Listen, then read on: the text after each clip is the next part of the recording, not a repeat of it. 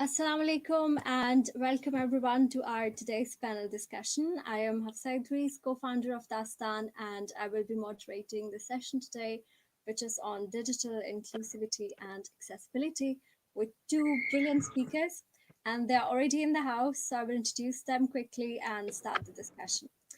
Our first guest today is Miss Maria Zia. She is disability expert, motivator, trainer, entrepreneur, radio presenter, and first visually impaired female adventurer of Pakistan. She is also founder of Digital Inclusive Library and is working for social inclusion in various fields. Assalamu alaikum, Maria. Hello. So much to Dastan and all the panelists and all the organizers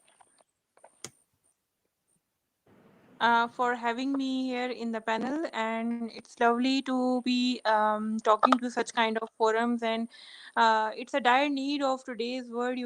If we talk about the development, so we need the inclusive development. So social inclusion is very, very important. Thank you so much. Absolutely. Absolutely. And our second guest today is Mr. Mohammed Shabbir. He is an analyst, rights activist, and a researcher with expertise in international relations, internet governance, as well as in policy and strategy formation. He has been working tirelessly to make internet trustable, accessible, and inclusive for all, and he's been representing and working for this cause in various international and global platforms. Assalamu alaikum, Shabi, and thank you very much for joining us today. Walaikum Assalam. Hafsa, thank you very much for the opportunity and thank you very much as well for organizing this session and inviting me. I hope we would have a lively and constructive discussion here. Absolutely. And Maria is actually traveling, so thank you, Maria, so much for still giving us the time and coming for this talk today. No problem at all. I hope my discussion won't be interfered by so much disturbance around. So sorry for bothering in advance. It's all right. So far, it's working perfectly, and I'm sure it will for the rest of the talk too. Okay, so I will start the discussion. This question is actually for both of you.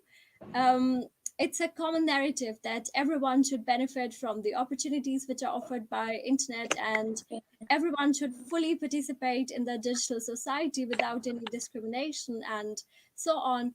Um, Based on your first-hand experiences, do you think the online world is really accessible to especially visually impaired individuals?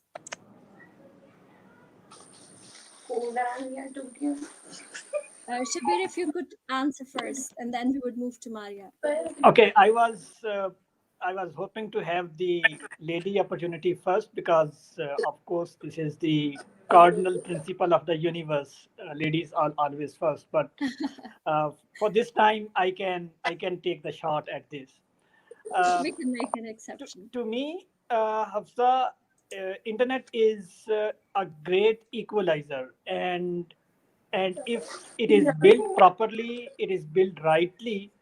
So the disturbances and the opportunities can be equal for everyone on this platform as compared to the physical world because in physical world we have different kind of issues barriers which may be reduced when we go online. Of course this provides great opportunities to people with or without visual impairment, but certainly there are still barriers. And I would say since it's a man-made platform, so the barriers are also related to at a large extent, if not the 100%, I would say 99% of the barriers they also relate to the man-made indeficiencies or their lack of understanding of the technicalities or and the issues that people with visual impairment may face. So yes, it is a great platform which can have a lot of opportunities, which can have a lot of uh, access, a lot of ways, new vistas open for the people. But uh, it is unfortunate that most of the people with visual impairment, uh, particularly in our part of the world, when I say our part of the world, I mean the developing countries, uh, the potential they have not been able to utilize and use as it is being used in the developed world. Right. I absolutely agree with you. And I mean, being a person with sight, it's a complete different experience for me. And to get to know and experience by someone who has experienced impairment firsthand is really eye-opening. So, Maria, would you like to say something about this narrative that equal opportunities for everyone, but they are not really equal in the online world? Yes, Hafsa, there are several challenges, especially when I talk about the filling up various forms as I'm entrepreneur now, and I look for various acceleration programs and different funding opportunities. So we have to go to through the registration process, and registration process many times they have some captions to fill in and some of photo images, and especially some banks online banking system is not very much accessible and compatible friendly to our speech enabling softwares. Right. So yes, it does lack a lot of you can say accessibility provisions. But if you talk about the other than internet, but in the software and the database of various companies, like there will be hardly any blind person using the screen reading who can work in the finance department of any company, because the accounting softwares are not very much supportive. Even the HR systems of the companies, the portals, they are not very friendly. The job portals like Brightspire, Rosie.pk, they also have some accessibility challenges for the visually impaired. And not only for the visually impaired, but also for the people with deafness and intellectual disabilities, the learning difficulties, the narration and the presentation of the text and information is not in the required format. So this is a multi-dimensional matrix. I think something should be could be done at the private and public level partnership, and some legislation. Yes, we have bill for the inclusion of persons with disabilities in the parliament, but some strong legislation need to be done at the cyber level. So there are accessibility challenges, and if you talk about the mobile accessibility and mobile softwares, like Android is not giving state of the art accessibility, and Apple is a bit better. But if we get so many apps, banking apps, or any other app like Kareem, Uber, and Driver, so they have some challenges. Food Panda, they have various challenges in accessibility. So, yes, there are pretty much gaps that need to be filled out. Right. And I hope people who are into web development and concerned with internet really take this seriously and make them compatible for people who have different disabilities, not just visual impairment, as you said. Um, Shabir, I would like to have uh, something from you, because you are also working in the university as well, and you are also working as a researcher. How does it affect you in the educational sphere? How it is to be visually impaired and then do all these things which are actually made for people with sight? How is that experience, especially in Uh, Pakistan? well, that is very interesting question, Afza. But I would like you to keep in mind that uh, we on our in our personal as well as professional capacities do strive and do require different kind of what you call the accessibility and rights as well. But at the end of the day, it's the universe, it's the world that we live in. We want opportunities and equal opportunities to Right. pay for us to live in this environment and to achieve what we want to achieve. So with this premise, I would say that universities and also I uh, for the lack of better expression, I consider myself one of those privileged people, particularly when you talk of people with visual impairment, who have been able to get the education at the level that I get, and to work at an environment where I am today. Uh, Considering that in our part of the world, in developing countries, there are less opportunities and more barriers, and people with visual impairment do not get a lot of facilities, so the barriers get multiplied. So having this premise in mind, I would say it's good. It's a competitive process which I am striving to compete to my utmost level. So far, thanks to Almighty Allah and His support, and as well as the support of my friends, family, and colleagues as well, I have been able to cope with the challenges that come in working with this kind of environment. Certainly, there are still challenges when it comes to research and when it comes to the analysis part of my job, because this for this you have to have a lot of information, and as it is said that 80% of the information is obtained through eyes, so the rest 20% of the information that is that things surround you come from your other senses.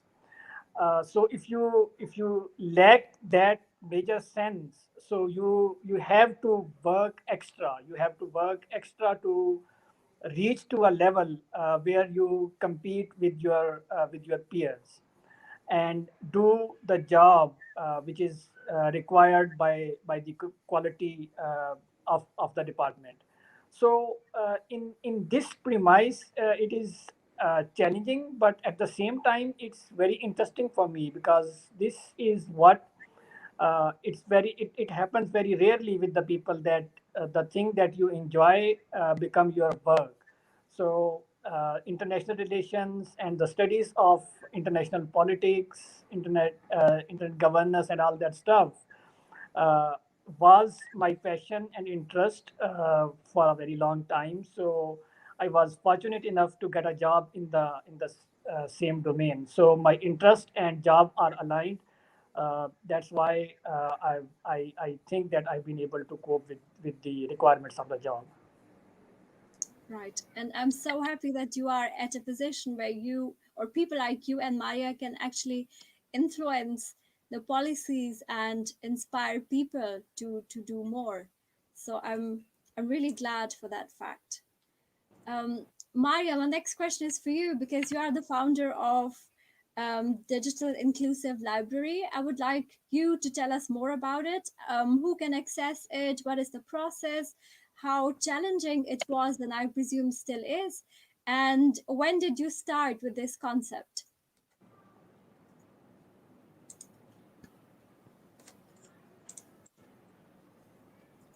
Maria, can you hear me?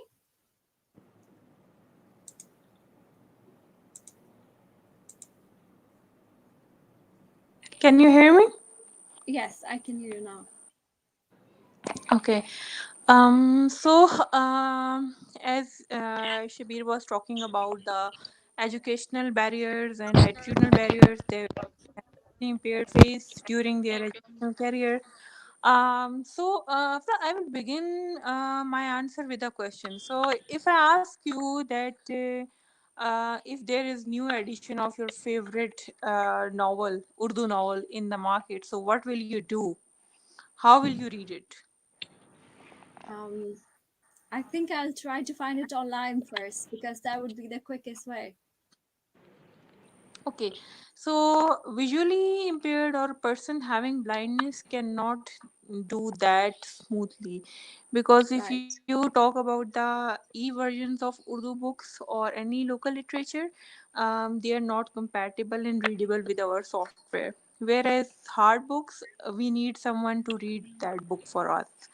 So we had few opportunities, we had few forums, couple of forums that we could have heard the local literature, but it was in abridged form either, or into the very low quality on various YouTube channels or one of another forums we have in Pakistan. Whereas if we talk about the Urdu literature, so it's very useless to hear that literature if it's not pronounced properly, if it's not expressed properly, if it's not read properly.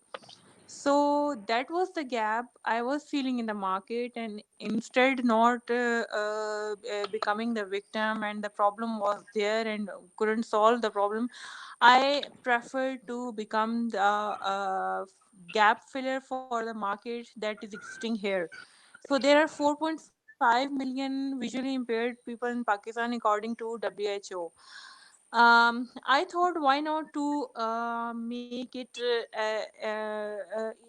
make it a venture that I can lead upon. So my and two of my other blind friends, we started with the YouTube channel, and we came to know that not only the visually impaired people, but also people who cannot read and write, they can also they also are interested in listening to the audiobooks. So excuse me, my two of other friends, they are doing the government job, so they prefer to stay in those, but they are with me at the back end. Whereas I took an initiative to start with this startup and develop an app that is going to contain the audio library of the local literature, starting from the Urdu and Pakistani languages and then spreading to the other countries. So, for the very first time, because I have 10 years experience of the development sector as a disability activist and representing women with disabilities of Pakistan and South Asia at various international levels, so that was a totally new thing for me. But I worked on my idea and applied for the incubation national incubation center, and I was among the top 20 of the 850 applications across the Pakistan and the other countries as well. So another achievement of our startup is that we have also qualified for the top 18 by the Social Technology Entrepreneurship Program, and now we are competing for top 3. And also, I have gained the incubation of 6 months by Punjab Institute of Technology Board in Lahore. Also, that I have my startup has qualified for the second round of international certificate in entrepreneurship. It's Accelerate Prosperity. It's an Italian incubator. So these are some of the achievements that I have so far gained during my startup entrepreneurship career. You say it's just couple of months ago. Challenges are so much, because if I go to the technologists and tech specialists and developers to develop such kind of app, there is so much for them to learn, because there are very few people who know about the basic language of the screen reading softwares and the compatibility and the mechanism, speech enabling software and OCR mechanism do works. So it's a pretty much and especially if you are a woman with disability and living in such kind of society and belonging to the rural areas background, you have there are numerous challenges, and you are living alone in your city without your family. So mobility is the great issue, and the business needs so much dealing procurement to the other people, to the vendors. So in a male dominating society, and a society that is not considered very culturally friendly to the woman, there are so many challenges. And also, yes, of course, the fundraising, because all the operations are dependent on the financial growth and financial strategy and the financial supply. So if it's not there, so it's a big challenge. So there are so many challenges. It's a new thing to the market, and but yes, I am very much passionate and quite positive because I am very much clear about my ideas, clear about my journey, my direction where I have to go, and I really hope that things will come up with better end, inshallah. Inshallah, we really hope so too. And there's such a great initiative that you have taken for literature, because these days many young people especially, they're not really into books and reading, and those who want to cannot because of some disability and so on. And I think it's a great platform for them to read and get in touch with the Pakistani literature. Okay, because you mentioned the business aspect, I would like to ask Shabir, because he's also into policy making and so on. In many countries, it's a legal and moral obligation for all businesses to give visually impaired users equal access to their online services and equal opportunities, and there can even be penalties and fines if they fail to do so. How is this business scenario in Pakistan, and what can you do in your position and capacities to help improve it? Well, that's a very interesting question, Hafsa.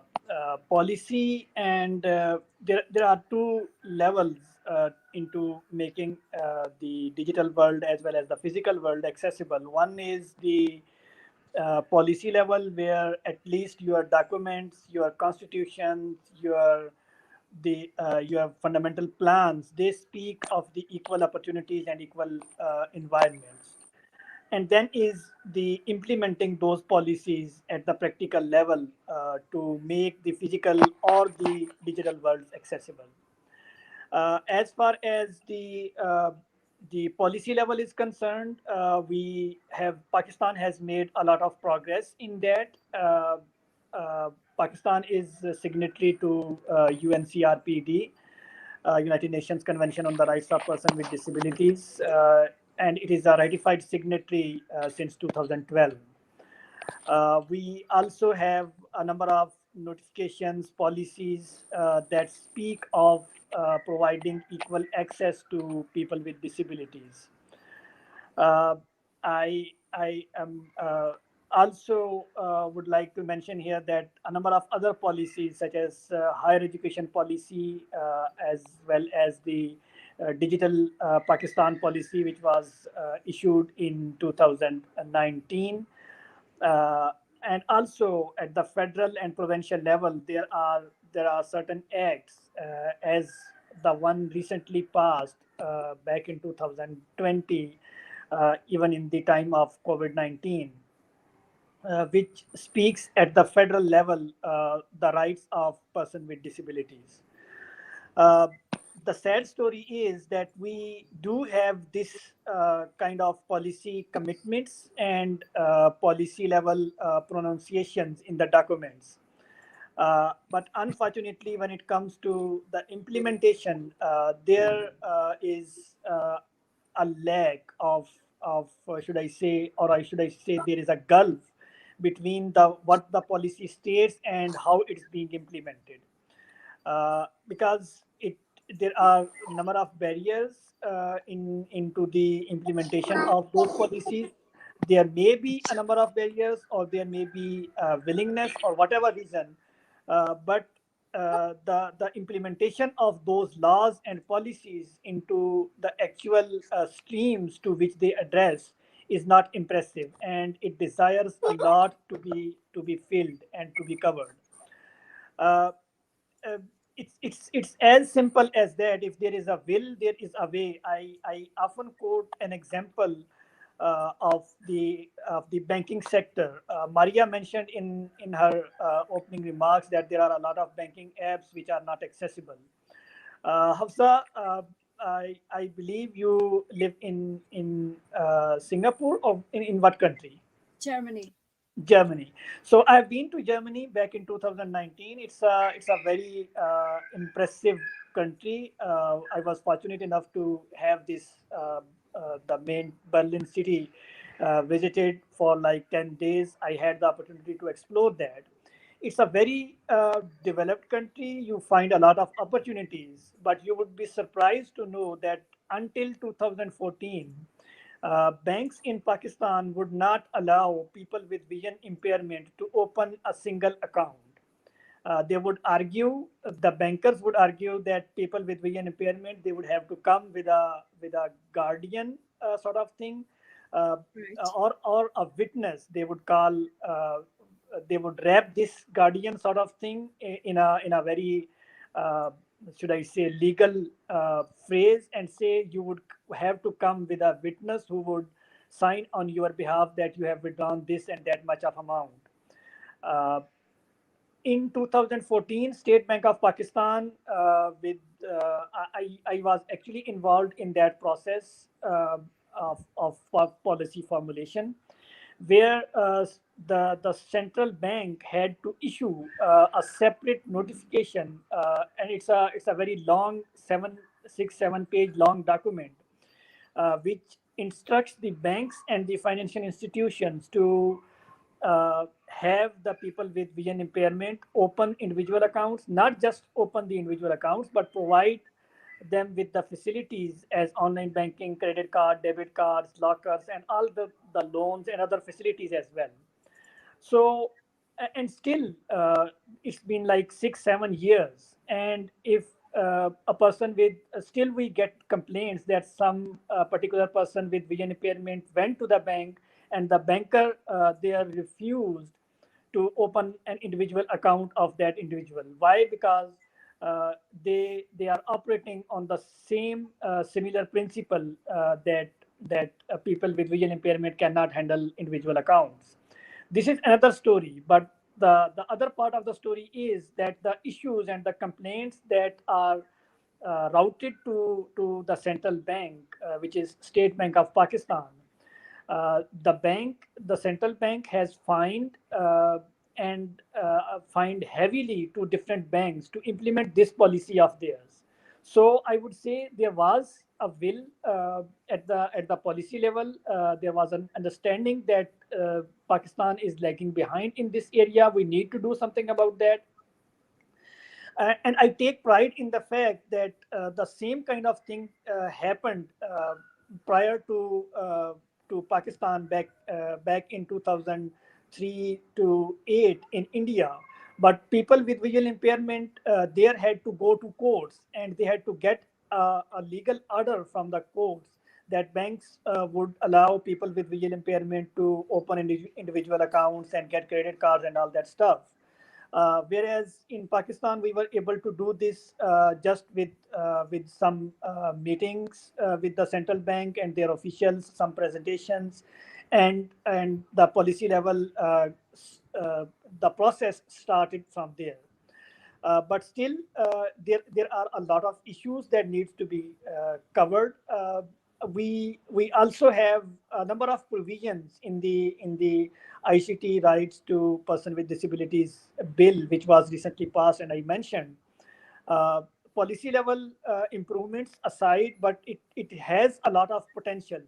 What it lacks, and I said this at different forum as well, is the enforcement mechanism. Because if the law is not good until it has teeth, it has enforcement mechanism, and it pulls people, it pushes people to implement what it says. If they don't, they should understand that they have to pay a cost.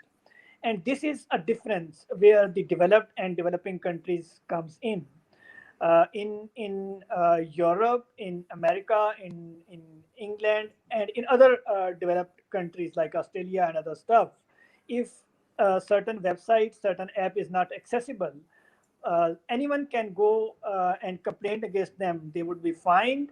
Number one, at the first place, but because they were not accessible, and they would also have to make their platform accessible.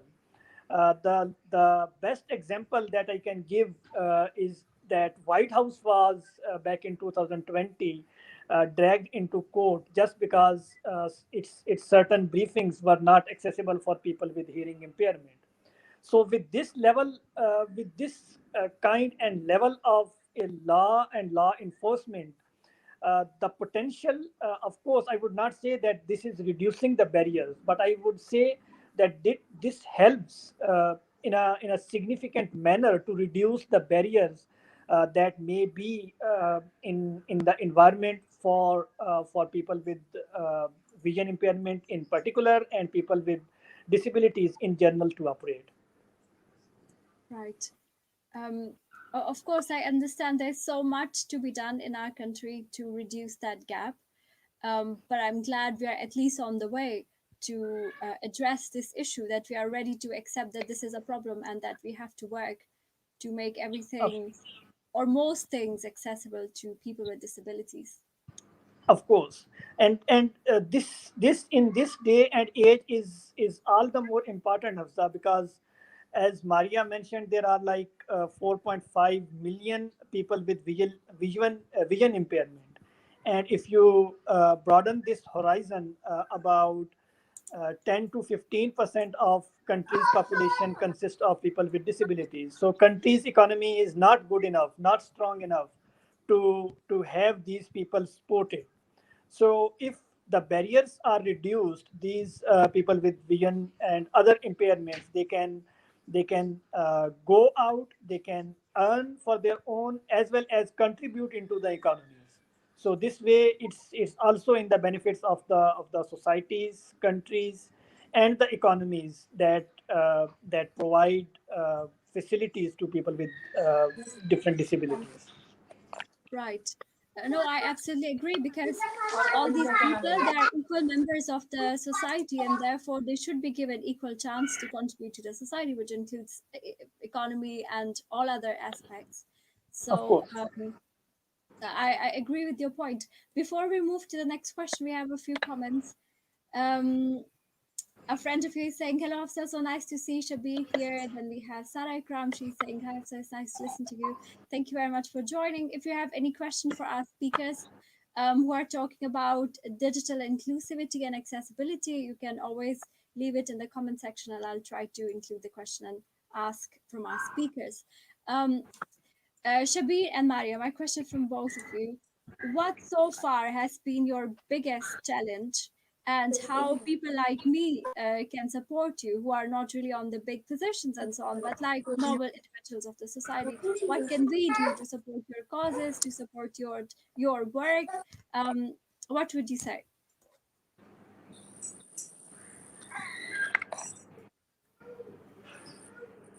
Shabir, maybe you can start first, because Maria has problems with the um, Okay, connection. I very quickly and very briefly, there have been multiple challenges and barriers.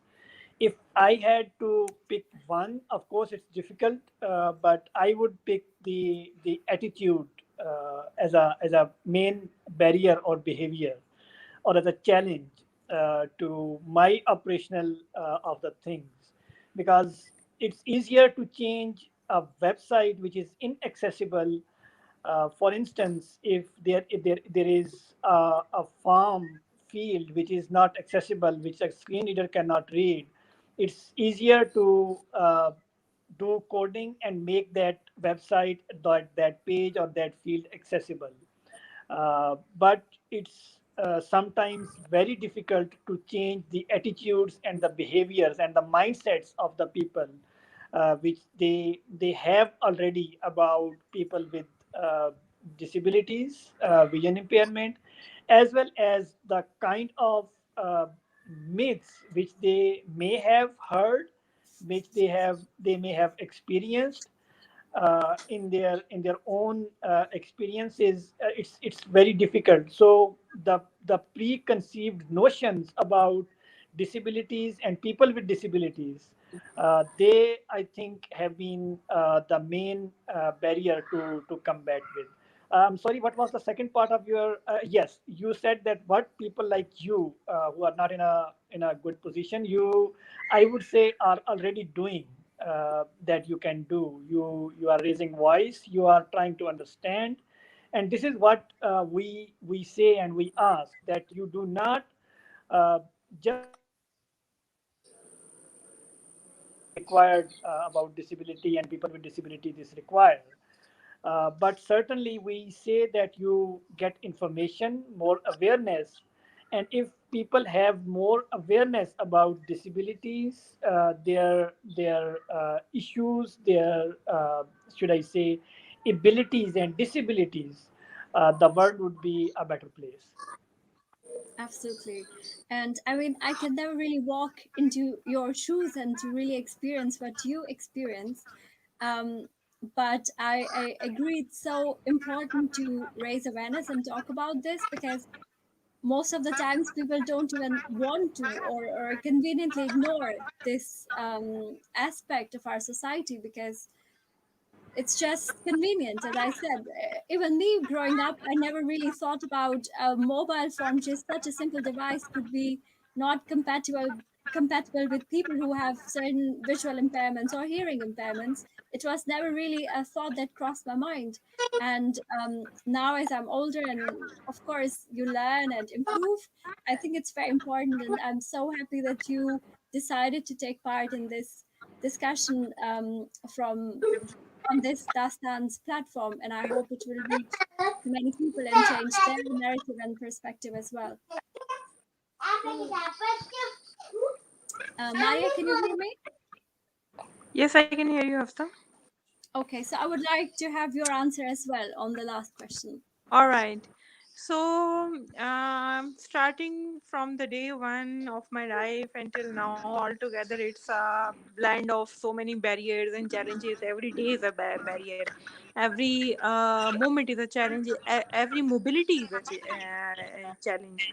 So, I was in grade three and I was studying in a mainstream school. I haven't studied in a special education all the time.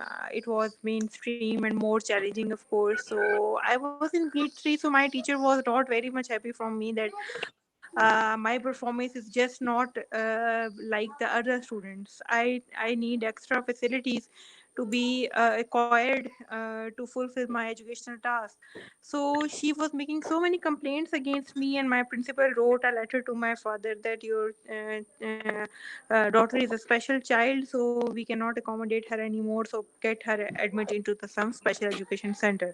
So I changed my school, another mainstream school, and when I was taking admission into college, many colleges were refusing me to give admission, even on the disability quota, that we don't have system to be compatible for according to her needs. Same thing happened to the university while I was going to university, and it was a huge struggle that I finally took admission into the media and communication studies that was considered not really for the blind people and the visually impaired people. But I made that, and then getting the job, everything the one way or another, it's blend of all the challenges like environmental barriers, attitudinal barriers, communicational barriers, and legislative barriers. So what the other people can do, because we are already living in a developing countries, and many challenges also facing by the people who don't have disability even. So my demands are not very much high, just a request to bring an attitudinal change at every level. Like Hafsa, if you don't have any disability, mashallah, or any other person who is listening to me over the chat, that they don't have disability, I won't ask that please help them in getting the training, help them in getting the education, help them in getting the crossing the roads. I just say that go walk to them, make them your friend, and let them entering your life. And trust me, the persons with disabilities or the visually impaired have same emotions like you people do. They also deserve the same level of respect. They also want to be loved, want to be felt important and special.